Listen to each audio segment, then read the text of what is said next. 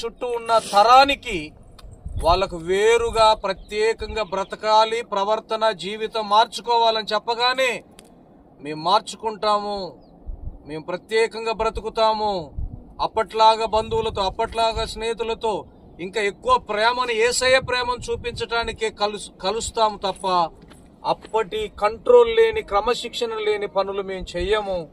మాకు యేసయ్య కావాలి అని 3,000 మంది బాప్తీసం పొందారు ఆ రోజు, ఒకే రోజు 3,000 మంది.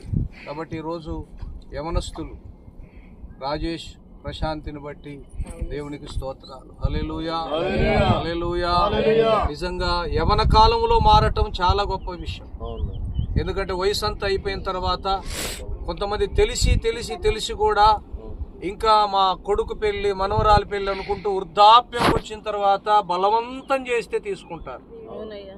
కొంతమంది అలాగే చచ్చిపోతారు, ఇంకా వాళ్ళకి రక్షణ లేదు, వాళ్ళు డైరెక్ట్ నరకానికి వెళ్ళిపోతారు. ఆప్షన్ దొరికినా అవకాశం ఉన్నా తీసుకోలేదు కదా. మరి యవనస్తులు ముందు భవిష్యత్తు ఎంతో ఉంది. దేవుడు లేకుండా మా భవిష్యత్తు, దేవుడు డ్రైవ్ చేయకుండా మా ప్రయాణం, ఆయన ఉంటేనే మాకు సేఫ్టీ అని ముందుకొచ్చినందుకు దేవునికి స్తోత్రాలు. హల్లెలూయా, హల్లెలూయా.